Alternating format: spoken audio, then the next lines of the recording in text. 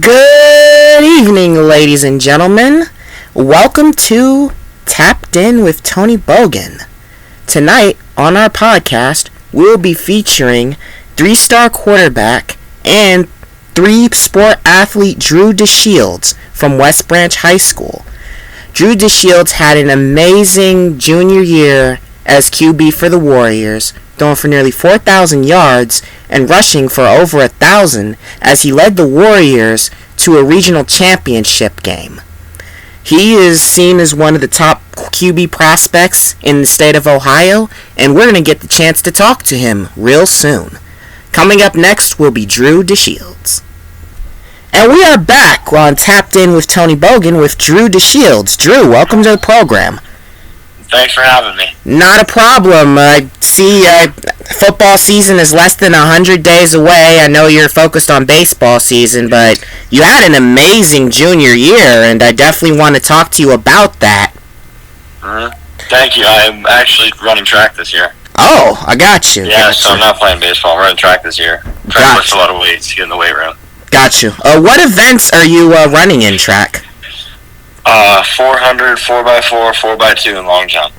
Gotcha. And how's West Branch done track-wise this season? We're doing pretty good right now. We got our EBC meet Saturday, so we'll see how we'll do that. Best of luck to you guys. Thank you. And my first question to you is, how old were you when you first started playing sports? How old was I? Oh, I lived in the gym. My mom and dad. My dad's a basketball coach. My mom's a volleyball coach. So I basically lived in the gym. Wow. Like right when I was born. Wow. So basically my whole life. Gotcha. And I understand you had two other brothers that were athletes as well? Yeah, I do. One's Kee On DeShields and TJ DeShields. Kip is he played baseball at YSU, pitcher, and he's a GA at Lake Erie College right now. Nice. And then my brother TJ played 4 years at Akron as a quarterback, and now is at Sul Ross State. Oh, nice. And growing up in such a sports with a lot of sports going around, what was it about? Like, did you play any sports in addition to football? Like, what sports did you try out before you settled on football, basketball? I did play soccer before I played football. I mean, that's every little kid. Every little kid starts out with soccer usually. Gotcha. But that was probably one of my first ones I've played. But as you can see, I don't play soccer anymore. But then I went to flag football, flag football, baseball, and basketball. I played all those, and this year I gave up baseball and ran track to get faster for football and bigger. Gotcha.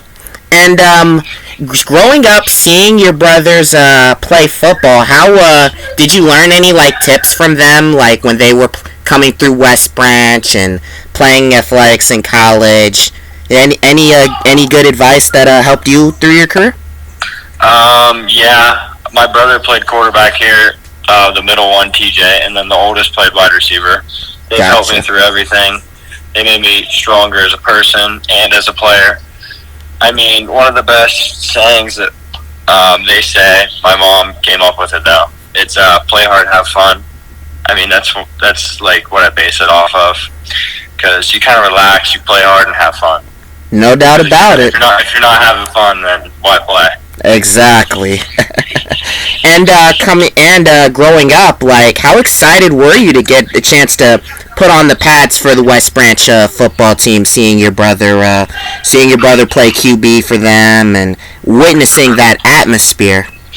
Yeah, it's been my dream. I was a water boy, and just standing on the sidelines watching West Branch football my whole life. I've just dreamed to be in this opportunity, and very grateful that I've gotten the chance to do this. Incredible. How would you say, how big is the community support out there? Oh, it's really big. When West Branch football is good, the stands are packed. You might not even find a seat. There's a lot of standing. Gotcha. When we're good, there's a lot of people out to watch us, and I love it. Gotcha. And when you played in 2019, West Branch was 2-8. Did you get to play with the varsity team? Did you play for the freshmen? No, I played for the freshman team that year. My first year I played wide receiver and corner my sophomore year. Gotcha. And speaking of your sophomore year, there was a lot of uncertainty going into, and I'll definitely touch on this with basketball and baseball as well. There was a lot of uncertainty going on whether or not there would even be a football season, and how did you guys manage to stay in shape and do everything as a team physically and mentally with all the unknowns going around? We just took it, day by day, took every day grateful because we didn't know when it was going to be our last, because we saw that with baseball at the end of the year in spring. Mm-hmm. We saw that get canceled and all those seniors just not get a chance. So we just were very grateful that we could play and then stay in shape and have practice the whole entire year. Gotcha. We didn't get shut down. We didn't get shut down once. Wow. I was very lucky. Wow. That's a huge thing. How exciting was it when you guys found out on August 18th that Governor DeWine approved football? Oh, that was really exciting. We were all texting in the group chat after, all excited, ready to play some football. Oh, yeah. Even as a media member, I was happy, too. Oh, yeah. Yep. Can't go without football. That's a tough one. Yeah. To lose. Oh, yeah. Football's huge in this state. Yeah. Speaking of that 2020 season, how did you guys, maneuver, throughout the year with, the protocols and stuff? Because you guys say you never shut down, but sometimes some area teams did, and probably there may have been a scare or two. Sometimes teams have had scares and stuff like that. It was tough. You just had to follow the rules. Hopefully you didn't get shut down. That's all you really can do. Try to wear your mask whenever you can. I know it's hard. I didn't come off the field and put my mask on. That's pretty tough when you're playing a full game of football and you got to get a drink and you're trying to catch your breath and you don't put your mask on. But sometimes you just have to do that. Gotcha. And you had that 6-foot rule too. Yeah, that was tough too. Gotcha. And especially when it was cold, we wanted to bundle up on the sideline sometimes. Understood, man. And you started off week 1 against your rival Salem. I'll talk to you about last year's game in a moment, but how was it getting to kick off the 2020 season with a win over your rival? Oh, that was a big momentum for us because we came off a 2-8 season, so we were we knew we were going to be good, but we just needed to prove to everyone. And I feel like that was our proving point to everyone that we were going to be good that year. From there, we were really good.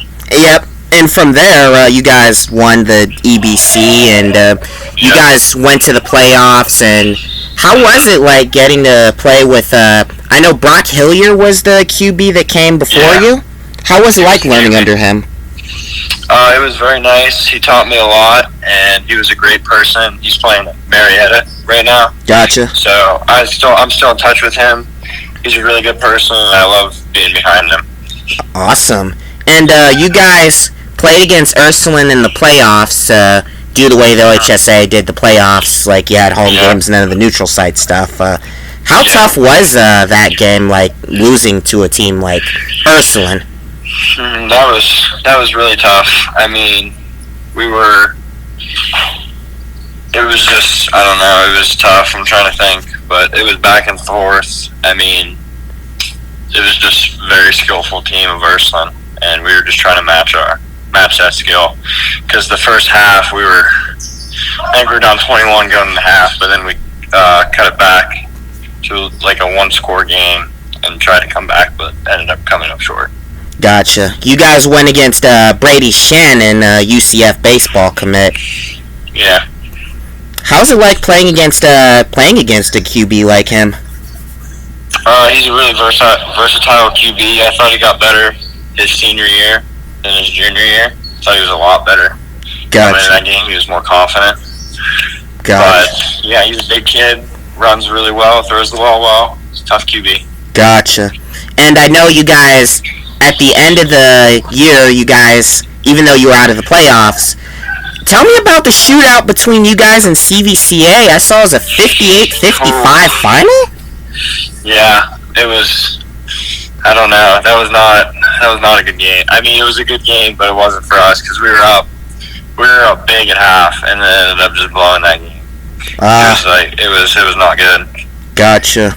Yeah, I saw that you guys scored and then recovered an onside kick, and yeah, they were tough with the onside kicks. Gotcha. Because that was the year they were doing onside kicks, and they got like 2 or 3 of them against us, that's just momentum change right there.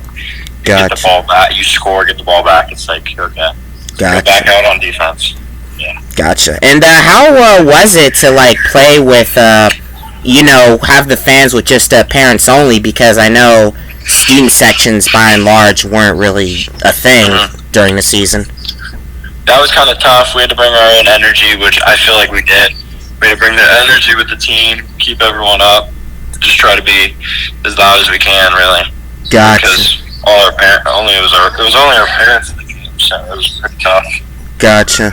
And going into your junior year, what was the stuff that you guys wanted to improve on? And did you guys what motivated you to make the switch from wide receiver to QB? Well, what made me switch? I didn't really switch. I was the backup QB like my sophomore year. I was the backup QB the whole time. Oh. I played against Carrollton because Brock was hurt. Okay. And we ended up winning, and I made a lot of good plays, and then Coach Cooper, offensive coordinator, decided to move me out to receiver.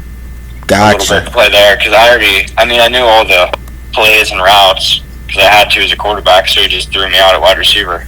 Gotcha. And going into your 21 season, how was it like to play in front of, like, not just the parents, but with your first home game with student section since 2019? Describe how that felt. Great. Oh, it was great. It was like back to old times when I was little, coming to the West Branch games. There was a ton of people there. It was a great feeling, great sight, and just brought a lot of energy to the stadium. Gotcha. From what I see, you guys lit up the scoreboard bulbs quite a bit during the year. Yeah, we did. I think we ended up the highest scoring team in Ohio. Wow. I think it was either our division or all divisions. We definitely scored a lot. I think if you're putting up an average of 50-some points a game, you guys probably have to be up there. Yeah, we were pretty close to 50 a game. We just threw the ball around and did whatever the defense couldn't stop, really.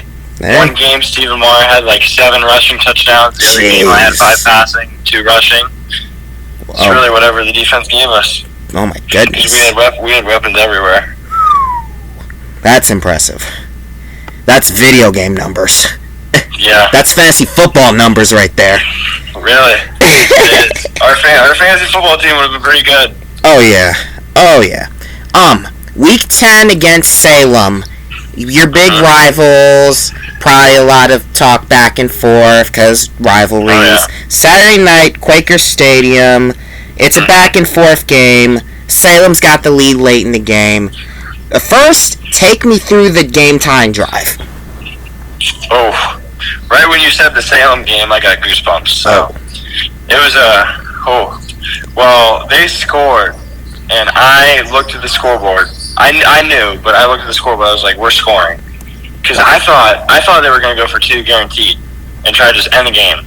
Because Coach Johnson, he came out, called timeout, and I thought he was drawing up a play or something like that, trying to figure out one. But then they ended up kicking the ball, and we're down 8. So they gave us a chance. I come off the field, and I'm like, we're scoring. We're scoring. And then we just ended up scoring. Now we had to get the 2-point conversion. Gotcha. We try to run the play, they call timeout. Another break. Try to run the play, get a false start. And it's just, Stephen Moore, what a great catch. If you've ever seen that picture, I would recommend looking at that picture of that catch. Gotcha. It was one of the best catches I've ever seen in my life. Wow. He was basically parallel with the ground, and his feet were barely in. Wow. The ball was literally just right in his hands. Wow. And then we ended up going in overtime. They scored first. I was like, they're going to go for 2. There's no way. They kicked the field goal. We ended up scoring, and we got a 2-point conversion and won. Gotcha. And how much time was left when you guys started that last drive to the game tying score? I want to say they gave us a lot of time. It may have been over a minute, maybe close to like under a minute. Wow. Around a minute 10 probably. We saw 3 timeouts. I was like, yeah, we're scoring. Yeah. That's forever in football. Minute 10, 3 timeouts. Especially with 3 timeouts too. Oh yeah. And walk me through that game-winning drive. It's late in the game. I know Salem's student section's getting noisy, and also West Branch's as well. Walk me through not only the tying score, but the decision to go for 2, and how it felt once the 2-point conversion was successful. Oh, right in overtime, right when we ended up scoring, everyone on the offense held up 2. We were already going for 2. We already knew that. Wow. Especially right when we scored, everyone held up 2. Wow. We ran an ISO, so we had a motion, and then motioned out. We ran an ISO. They called timeout first play. Called timeout. We didn't get it again. We got to wait for the 2-play conversion again. So we're waiting here. We ended up doing the same play. And we ran ISO. Stephen Marr got a great block, and I walked in the end zone. Wow. The 2-point conversion, right in front of our student section. That was the best part. That was the best part. Just look at the look in their faces. They're like, how did we just lose this game? We were up 8. And that was the best part. And how was it when the West Branch student section stormed the field? Oh, that was great. Oh my goodness. You're just giving me goosebumps right now, I swear. You know I'm going to bring this up in the interview, man. Yeah, no. Yeah, now with that 10-0 season, what was the last time West Branch went undefeated in the regular season? Because I know you guys did 10-0 start for... The last time we went undefeated was a state team, 94. Wow. All right. Mm-hmm. Nice. Well, take me through the playoff run. You guys got revenge on CVCA for last year. Yep, that was a really muddy game. Rainy, muddy, because we have grass still. Gotcha. So it was slippery and just muddy everywhere. Gotcha. We ended up picking that one up. Gotcha. And go ahead. Oh, I was just going to say, as the playoffs go on, I see the games got a little closer, especially in the names of Poland the following week and then Perry. Yeah.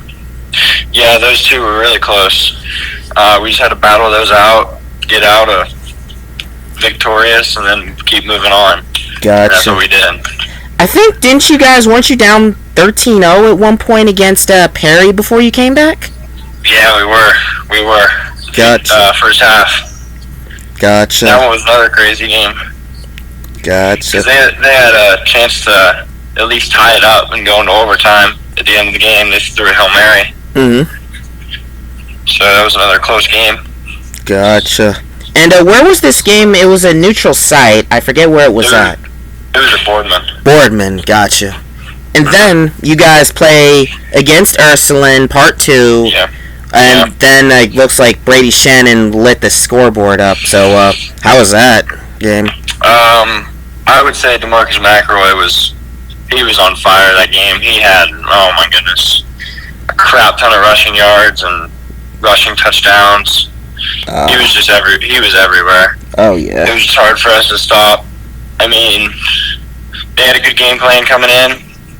And I feel like we kind of picked it up later like we did it last year. We picked it up later again. Mm-hmm. And then we just couldn't come through. It was a one-score game at one point, and then it was just bad from there. After that one score, they ended up scoring, and it was just... We just lost all hope. Gotcha. And I understand that I saw an article where you were in the Elite 11 regional tour. Tell me about this. Oh, that was a great experience. Great learning from really good quarterback coaches. They know a lot. And just really good to compete against some of the best quarterbacks in the region, really. Wow. Because Dante Moore ended up selected in ours for the finals, and he's a 5-star quarterback. Wow. From Martin Luther. Gotcha. Because I know you threw for almost 4,000 yards and rushed for almost 1,000 yards. That's impressive. Yeah, I think I was around 3,600, and I was a 1,100 yard rusher. Gotcha. And what are you looking forward to the most going into your senior year for football? I'm looking forward to just playing one last time with these guys that I just grew up with my whole entire life. Gotcha. It's gonna be hard to let go. I can tell you that. Oh yeah, and you've got a great community behind you. Yep, we have a fantastic community. And next, I want to touch on basketball. What was your first varsity appearance for basketball? First game, freshman year. Gotcha. And how far? I ended up starting. Okay. First game. Oh wow. Mhm. How's that? That's a good thing. I'll be a 4-year letter winner, 4-year starter. Oh, nice. For basketball. Oh, nice. And how did West Branch do basketball-wise your freshman year? We were pretty good. We won the league, and then of course run into Ursuline again, and we ended up losing the second round. Gotcha. Mm-hmm. And because oh wow, I see a common theme here with Ursuline. I know. But we did get them my sophomore year. Okay. Not in the playoffs. It was regular season, but we got them in basketball. Was there a student? I know I honestly know that during the basketball year there were shutdowns and stuff. Some teams started late. Some teams only. My freshman year we were all good. Okay. Because it got shut down in the middle of the playoffs. So it was I don't know, two games away from state, 1 game away from state when it got shut down. So my whole basketball season was okay, and then sophomore, our school ended up getting shut down, but the basketball team did not. Oh wow! So we still played our games, but we didn't get shut down. We took it after those holidays when everyone's coming back to school, they just saw all their family, everything. Yeah. We took a 2-week break off. To make sure everyone would get back to health. So give them 4 weeks off, not really, but we saw it online school for those 2 weeks. Gotcha. And how was it taking online school and putting the focus on being the student as far as student athlete? Mm-hmm. It's really good. I take my academics to pride. I have a 3.9 right now. Nice. And I feel online school was really just flexible. I mean, you could do your work, whatever. You just had to get it done by that night. I feel it was just really flexible, so you could do whatever you really wanted. Gotcha. And your junior year in basketball, how was it competing in the? How did you guys do that year? I know Alliance had a pretty strong year, and then Marlington did as well. Yeah, we didn't do bad. I think we ended up third in the league. I mean, we underestimated, but we lost our point guard to football. He ended up tearing his ACL, which hurt us a lot. We had a freshman starter that stepped up really well, I thought. But I feel we had a pretty good basketball season, another 18-plus win season, so you can't ask for much more. Gotcha. And you also played baseball your freshman year, sophomore year. Yeah, because freshman year got shut down. Oh, okay, gotcha. What position did you play sophomore year? I played shortstop at the beginning of the year, and then they moved me to center, and I was our number 2 pitcher. Got it. How was it facing off against players like Gavin Bruni of Alliance? See, I didn't see the ball when it came in. That's all. Really. I knew it was going to be a good game when I saw all the MLB scouts walking behind the plate. I was like, oh my goodness. Gotcha. There was 4 or 5 of them, all with their radar guns. Wow. Well, we ended up having a game plan for him because he was on a pitch count all year. So we were just take 2 strikes and then just try to hit the ball. Really. Gotcha. That's what we did. We ended up getting him out in the 6th inning, I think. 6th inning. Wow. Went to extras and beat him by 1. Wow. Mm-hmm. And you say you switched the track to get bigger and stronger for football. How does track help out with that? Track just helps out with it because the practices aren't long. You just go out and run. And then I have our throwing coach works out a couple people, and he's been working me out for around 2 months now. Mm-hmm. The end of basketball season, I weighed around 167, 166. I lost a lot of weight from basketball. Lost like 10 pounds. And now I'm back up to 183. Wow. Or not back up, but added more, so 183. Gotcha. And I know that you aren't going to make any... Well, are you... how's the recruiting process been going? I know you've probably gotten a few offers. No, I don't have any yet. Oh. I mean, I have one Division II. Okay. Hey. No offers yet. Just keep... I've had max schools look at me, like Ball State, Toledo, Miami, Kent State, Ohio. Gotcha. Just keep working, man. Right now, yep. That's all I can do. Just keep working. Hey, Drew, thank you for coming on the show, man. Best of luck in the EBC track meet, and best of luck in the 2022 football season. Thank you for having me. And that was Dru DeShields of West Branch. Great athlete. Definitely a player to look out for in the future. This has been Tapped In with Tony Bogan. Thank you guys for listening, and have a great day.